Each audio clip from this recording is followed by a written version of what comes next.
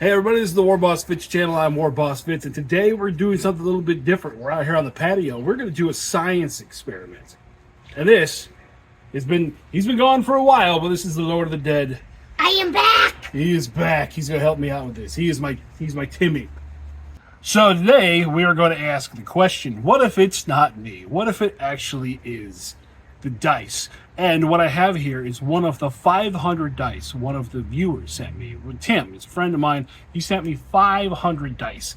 And ever since I started using these, my luck has been hot garbage. And these are just basic plastic, mass-produced dice. The question is, how do these get made? So the mass-produced plastic dice are made with injection molds where pellets are heated up to their melting points and then shot through a machine into a mold that has up to 50, 60, 100 dice at a time.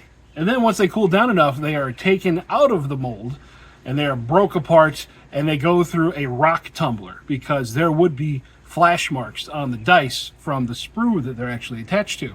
So as it goes through the rock tumbler, that's where they add the color, that's where they make it all shiny, and then they add in the paint later on for the numbers. Now, all of that to make something like this.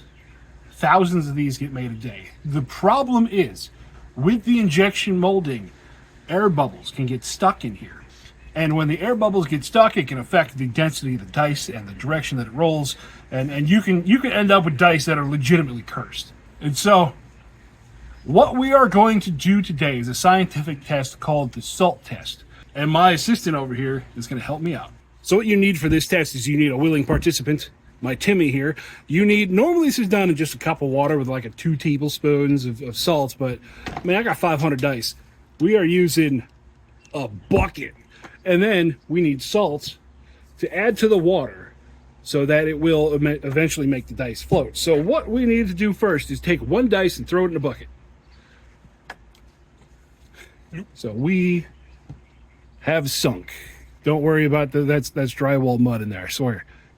So now what we got to do is we have to add salt into this until she floats. We're going to interrupt this salt pouring to give you an ad break. Check out PrintedStarships.com. At PrintedStarships.com, he has a whole lot more than just spaceships. He's expanded his catalog in 6, 15, and 28 millimeter, including Station Forge, and now including Papsicle. If you use the link down in the description below, you get 20% off at checkout. Again, that's PrintedStarships.com. A lot more than just spaceships. All right, here we go. Now we have our dice floating. It's kind of caught in a vortex at the moment. We got to make the water still. Slow down, man. See, this is, you want to do it in a cup normally. So now what you do is you see the dice floating in there. You want to knock it and see what it comes up as. And if it comes up as a certain number more times than usual, that means that it is weighted to that number. I got all kinds of crap in this bucket. I should have washed this bucket first. So there's a 2. There's a 3. Nothing but production quality. There's a 4. Yeah, excellent production quality. 5, 6. Okay, so this dice checks out good. So we have a very scientific method here. We have the good box and the bad box. So this one came out good. It's going to go in there. So now we go on to test the next one. This is why I got a bucket. We got 500 dice to go. Toss them in there, Mr. Assistant. All right, we are going to go through all 500 of these dice.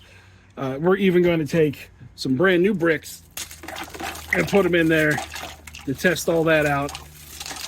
And so we'll get back to you.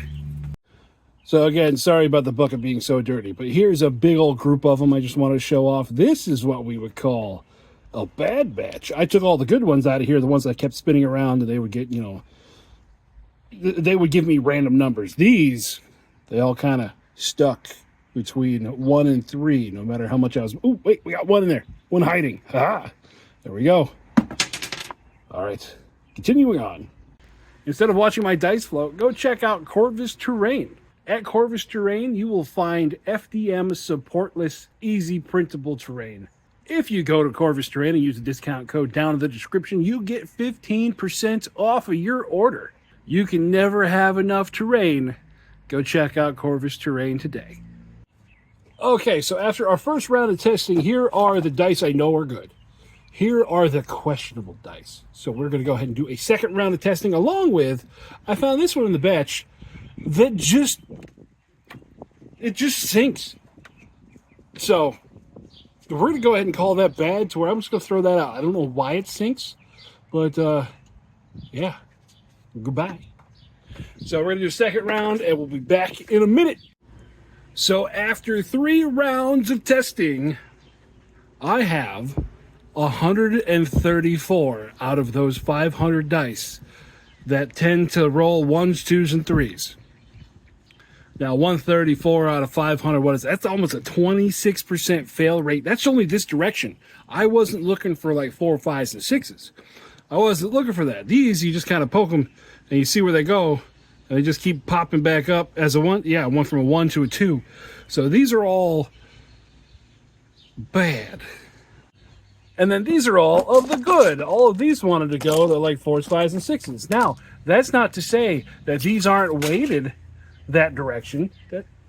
Now, that's not to say that these aren't weighted that direction. Like, I could get 135 dice out of this that want to turn into 6s. Sounds great. Sounds fun. Sounds like what you would do if you wanted to get semi-weighted dice, is you would do this. Don't do this. This is stupid. Doing it with 500 dice, this is stupid. So I think at the end of all this, Tim, I love you. I'm going to buy new dice. Because these are all over the place. I run it with 26% low, maybe 26% high. So in this one case, most of the time, the dice aren't the problem. Most of the time, the dice, they're random number generators. Over enough time, like roll the thing enough over a long enough period of time, you're going to get an average.